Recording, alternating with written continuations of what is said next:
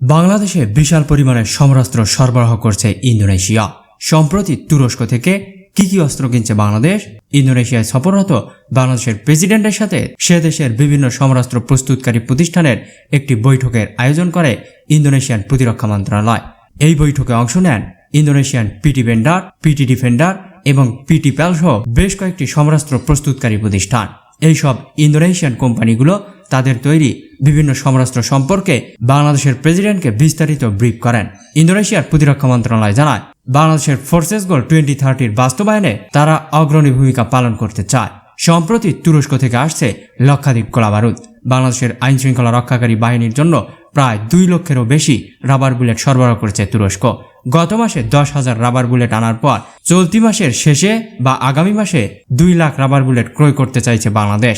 এছাড়া তুরস্কের কাছে ইতিপূর্বেই অর্ডার করা 90,000 টিয়ার শেল আনতে 3 পুলিশ কর্মকর্তা বর্তমানে তুরস্ক সফরে রয়েছেন, যেগুলো চলতি মাসে দেশে এসে পৌঁছাবে। সামরিক বাহিনীর পাশাপাশি দেশের আইন শৃঙ্খলা রক্ষাকারী বাহিনীর চাহিদা পূরণেও সহযোগিতার হাত বাড়িয়ে দিয়েছে তুরস্ক। আঞ্চলিক স্থিতিশীলতা নিশ্চিতে বাংলাদেশের সামরিক মাসেল পাওয়ার বৃদ্ধি অপরিহার্য বিষয়। এর কারণ হলো ইকোনমিক শক্তির পথ অনুসরণ করে সামরিক শক্তির বিকাশ অতটা হয়নি। এখনও সামরিক অ্যাসল্ট বিবেচনায় বার্মার সাথে বাংলাদেশের ভারসাম্য ঘাটতি রয়েছে। সম্প্রতি বার্মিজ জান্তার উদ্ধৃত আচরণ সেটাই প্রমাণ করে। বার্মার সঙ্গে যুদ্ধে জড়ানো বা তাদের উস্কানিতে পা পড়ে অস্থিরতা সৃষ্টি হলে বার্মার খুব একটা ক্ষতি নেই, কারণ বার্মা অতটা উন্নত দেশ নয়। এমনিতে বিশ্ব থেকে বিচ্ছিন্ন দেশ বলা চলে। এদের চট্টগ্রাম কক্সবাজারের মতো বড় কোনো শহর নেই বড় কোনো ইকোনমি। শুধুমাত্র চট্টগ্রাম বিভাগের অর্থনীতির আকার বার্মার থেকে অনেক গুণ বেশি। আর সব থেকে বড় কথা হলো, বার্মার জন্য জীবনের বিপর্যয় বা ঝুঁকি পড়লে জান্তার কিচ্ছু যায় আসে না।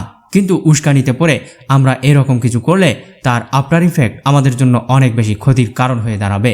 বিশেষ করে বিশাল জনসংখ্যা, এদেশে প্রায় সবাই ক্ষতিগ্রস্ত হবে। সামরিক দিক বিবেচনায় বাংলাদেশের একটা সমস্যার সম্মুখীন হতে হচ্ছে, আর সেটি হলো উৎস। রাশিয়া বা চীন থেকে যেটাই কেনা হোক না কেন, সেটা বাংলাদেশকে ফলো করে বার্মা সংগ্রহ করে। আর এই 2 উৎস থেকে স্ট্র্যাটেজিক ওয়েপন কেনা সফল হচ্ছে না। এক্ষেত্রে বাংলাদেশকে এমন কোনো দেশ হতে কিনতে হবে যেখানে বার্মার কোনো এক্সেস নেই। সেখানে তুর্কি ভালো একটি উৎস হিসেবে আবির্ভাব হয়েছে। বাংলাদেশের উচিত এই তুর্কিকেই বেছে নেওয়া, কারণ তুর্কি সমরাস্ত্র একদিকে অনেক শক্তিশালী ও ভালো মানের, অন্যদিকে দামও কম। আর বাংলাদেশ তুর্কি থেকে সমরাস্ত্র ক্রয় করলে বাংলাদেশও অনেকভাবে লাভবান হবে। গোপন তথ্য ফাঁস, পারমাণবিক অস্ত্রে আরও সমৃদ্ধ পাকিস্তান, সাথে আধুনিক ক্রুজ মিসাইলও বানাচ্ছে পাকিস্তান। বিপদ রয়েছে ভারতে। পাকিস্তানের অর্থনীতি খুব একটা সুবিধাজনক অবস্থানে নেই। আন্তর্জাতিক মুদ্রা তহবিল বা IMF এর ঋণ নিয়ে চলতে হচ্ছে, কিন্তু এই অবস্থায় পারমাণবিক অস্ত্র বানিয়েই যাচ্ছে দেশটি। এই কার্যক্রমে কোনো বিরতি নেই। গত 11 সেপ্টেম্বর প্রকাশিত এক প্রতিবেদনে এমনই তথ্য জানিয়েছে আমেরিকার নজরদারি সংস্থা bulletin of the atomic scientist. এ নিয়ে প্রতিবেদন প্রকাশ করেছে ভারতীয় সংবাদ মাধ্যম টাইমস অফ ইন্ডিয়া এবং Asianet news. Pakistan nuclear weapons নামে বুলেটিন অব দ্য অ্যাটমিক সায়েন্টিস্টের প্রতিবেদনে বলা হয়, নতুন করে আরও পারমাণবিক ওয়ারহেড বানিয়েছে পাকিস্তান।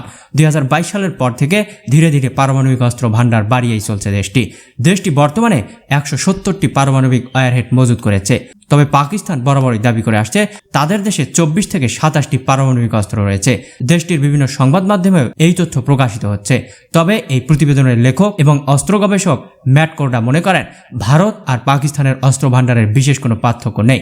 দুটি দেশে পারমাণবিক অস্ত্র ভাণ্ডার প্রায় সমান। বুলেটিন অব দ্য অ্যাটমিক সায়েন্টিস্টের senior research fellow Matt Korda বলছেন, ভারত এবং পাকিস্তানের পারমাণবিক অস্ত্রের ভাণ্ডার ধীরে ধীরে বৃদ্ধি পাওয়া মোটেও ভালো লক্ষণ নয়, কারণ এতে 2 দেশের রেষারেষিতে এশিয়ায় যুদ্ধের ঝুঁকি বেড়ে যাবে।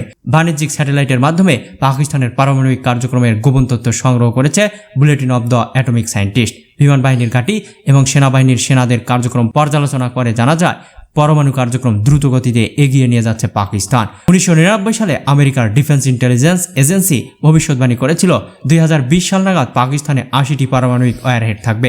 ধারণার চেয়েও বেশি ওয়ারহেডের মালিক এখন পাকিস্তান। এর পেছনে অন্যতম কারণ সরবরাহ ব্যবস্থার আধুনিকায়ন। এছাড়াও 4টি প্লুটোনিয়াম রিঅ্যাক্টর পেয়েছে পাকিস্তান। এভাবে চলতে থাকলে চলতি দশকের শেষ দিকে ওয়ারহেড 200 ছাড়াবে দেশটির।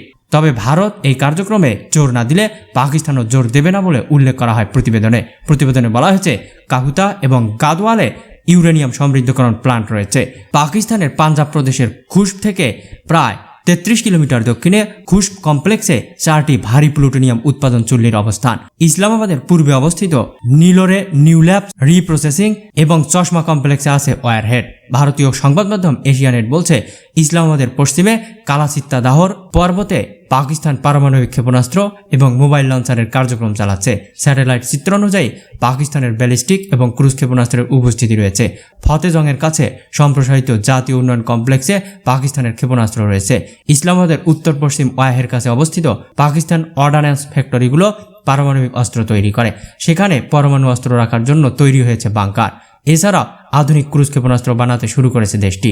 প্রিয় দর্শক, এই রকম অর্থনৈতিক সংকটের মধ্যেও পাকিস্তানের পরমাণু অস্ত্র বৃদ্ধির বিষয়টিকে আপনি কিভাবে দেখছেন? পাকিস্তানের এমন পরমাণু অস্ত্র বানানোর পেছনে কি কোনো কারণ রয়েছে? এর প্রেক্ষিতে ভারতের কি পদক্ষেপ নেওয়া উচিত বলে আপনি মনে করেন?